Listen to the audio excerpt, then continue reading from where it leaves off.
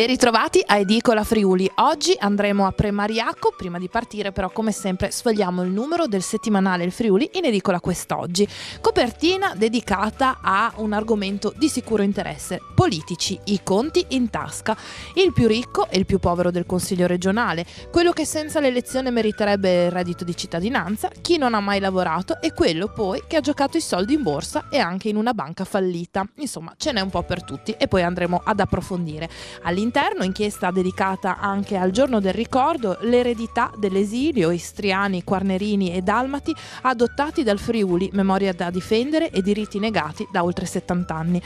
Con le feste si fanno scappare i delinquenti. Questo è l'approfondimento dedicato a Pordenone, dove i commercianti propongono un patto con i residenti. E poi aeroporto invaso dalle lepri. Allo scalo di Ronchi un piano per trasferire gli animali dalla pista ed evitare così gli incidenti. Allora andiamo a vedere, visto che abbiamo fatto i conti in tasca ai nostri politici, che cosa abbiamo scoperto. Non vi anticipo troppo, però Maria Lodovica Scinco dice: in Friuli Venezia Giulia è lunga la lista di chi è entrato in politica da ragazzino e non è più uscito. Anche per questo gli stipendi sono d'oro, niente a che fare con chi fa un lavoro dalle 8 alle 5. Abbiamo fatto anche degli approfondimenti dedicati a chi va in pensione, è stato promosso tra virgolette a Roma, l'addio ai vitalizi, e poi sono tra i 30 e i 192 mila la media degli ultimi redditi dichiarati dai consiglieri regionali della 12ª legislatura. Nella pagina seguente, doppia pagina, abbiamo analizzato la situazione dei cosiddetti debuttanti allo sbaraglio. Cosa succede? Aria di cambiamento, ma non troppo, tra i politici regionali, dove i nuovi ingressi sono pochi. Tra di loro troviamo però il più ricco, il più giovane e quella che arriva da più lontano. Nell'ordine li vedete nelle immagini, sono appunto Sergio Emidio Bidi, Simone Polesello e Tiziana Gibelli, e poi alcune curiosità con i volti dei politici che abbiamo insomma un po' studiato. Proseguiamo con una doppia pagina scritta da Andrea Ioime dedicata all'eredità dell'esilio, VIP e debiti. Di cosa parliamo? Del 10 febbraio decine di migliaia di esuli istriano-dalmati e fiumani in Friuli Venezia Giulia e in tutto il mondo celebrano il giorno del ricordo. Se molti sono diventati famosi, ancora di più attendono un rimborso economico dallo Stato italiano. Sono stimati in 4 miliardi di euro i risarcimenti di cui parla e scrive Andrea Ioime, e sono attesi da decenni ma non sono mai arrivati. E poi abbiamo anche parlato della polemica che diciamo ogni anno accompagna il giorno del ricordo. In questo caso i partigiani di Tito dividono ancora, e vedete appunto il film Red Land, che è anche stato oggetto proprio di polemiche. Udine anticipa le commemorazioni, e abbiamo anche parlato appunto poi di quali sono gli appuntamenti in regione. Almeno 60.000 i residenti in Friuli che vengono dalle terre perse con la seconda guerra mondiale, direttamente o come discendenti, e chi ha i beni confiscati oltre confine trova ancora difficile rientrarne in possesso, anche se sono ormai a pezzi e lasciati insomma all'incuria del tempo, chiaramente abbandonati. Proseguiamo oltre, cambiamo completamente argomento, perché Ivan Bianchi, armato di macchina fotografica, è andato a fare un giro lungo quelli che sono i luoghi del primo conflitto mondiale, un reality per rompere l'incantesimo di Slapnik. Questo borgo spettrale si trova in territorio sloveno, a un passo dalla pianura friulana, ma arrivarci è molto complicato, mette in guardia il nostro escursionista fotografo. Coppie da tutta Europa si sfiderebbero nella ristrutturazione di una casa abbandonata, e qui appunto vedete tante immagini di questo borgo insomma che è abbandonato, si trova a un passo appunto dalla pianura friulana ed è molto molto suggestivo.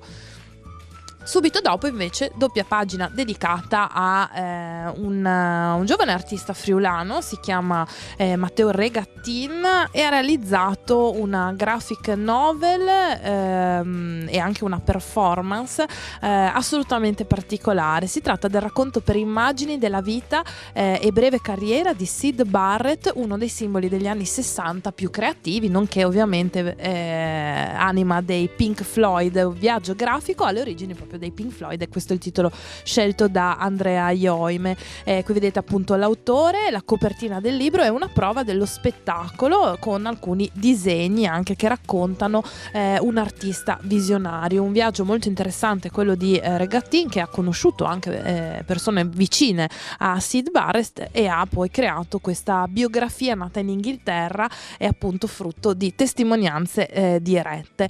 E poi il libro Lato oscuro delle star, tra eccessi e pazzia vera, storia di ordinaria follia rock, ed ecco qui che Andrea Ioime ci guida alla scoperta dei lati insomma più accattivanti, interessanti poi tutto sommato di queste anime rockettare. Per concludere, ovviamente oggi abbiamo un appuntamento un po' speciale. Insieme al palinsesto di Telefriuli, che trovate a pagina 60 con tutti gli appuntamenti della nostra rete, trovate anche il primo coupon valido per partecipare, aiutare, sostenere una squadra eliminata da Lo Sapevo, per il ripescaggio. Votate la vostra squadra tra quelle eliminate al primo turno e la vincitrice accederà alla semifinale. Come funziona?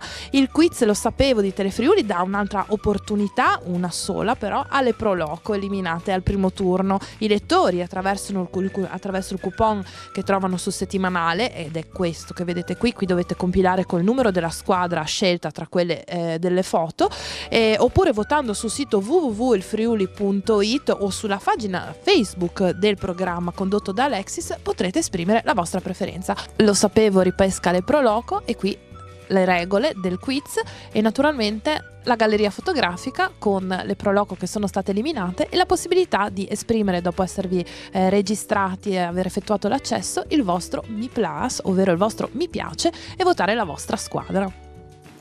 Adesso venite con noi, Forza Tiziano, mettiamoci in marcia.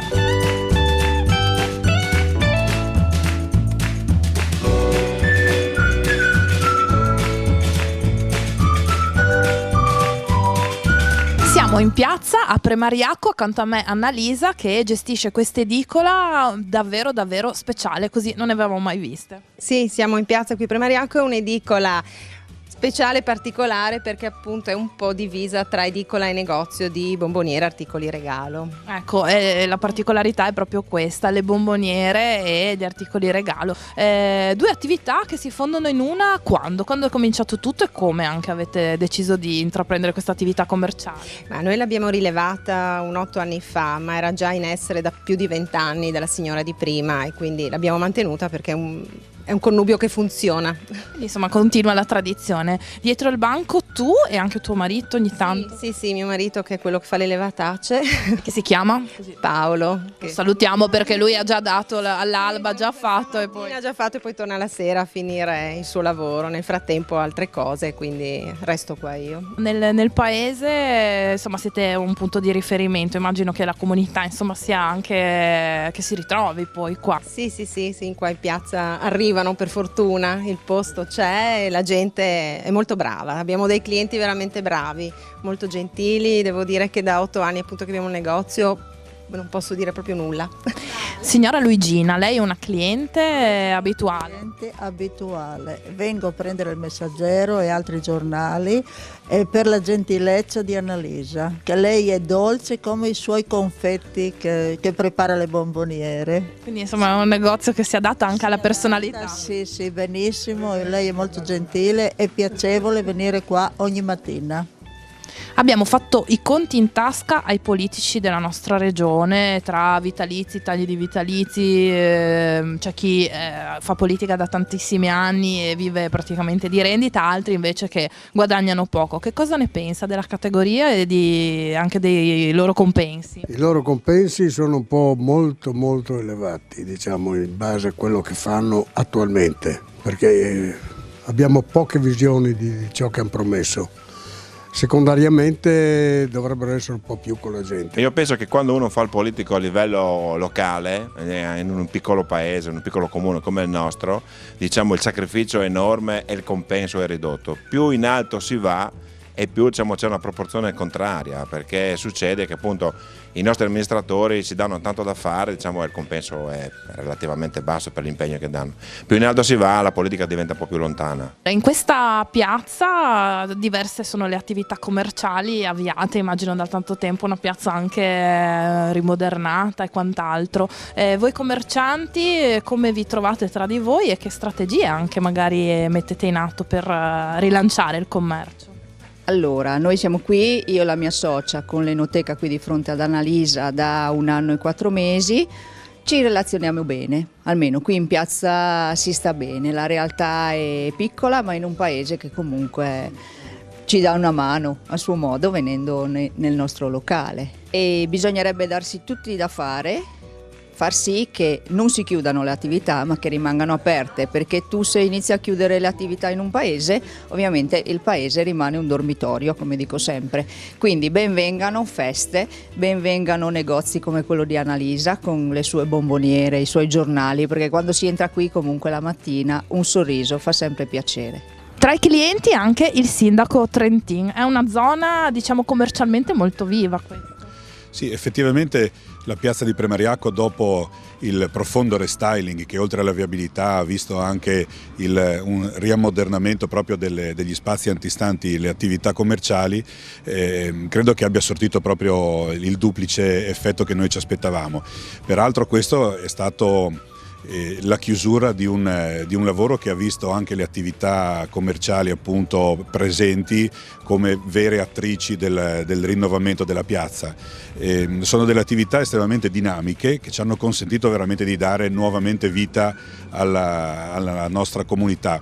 Anche durante le manifestazioni natalizie le attività commerciali si sono rese disponibili ad addobbare l'albero, a mettere a disposizione le loro strutture per fare in modo che Premariacco continui a vivere e ricominci a vivere con maggiore slancio. Circondati dalle bomboniere che vedete alle nostre spalle, vi salutiamo perché Edicola Friuli finisce qui. Naturalmente l'appuntamento è per venerdì prossimo sempre alle 18:35 circa e andremo diciamo nelle vicinanze perché saremo a Manzano. Cara Annalisa, un saluto invece e un ringraziamento per averci ospitato e anche ai tuoi clienti molto molto simpatici. Grazie, infatti li ringrazio tutti calorosamente.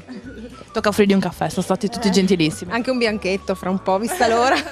Approfittiamo dell'Enoteca vicina. Esatto. Grazie a tutti per averci seguito, grazie a Tiziano Campigotto alla regia e se volete che le telecamere di Edicola Friuli vengano a trovarvi non fate altro che contattare la redazione di Telefriuli. Ciao!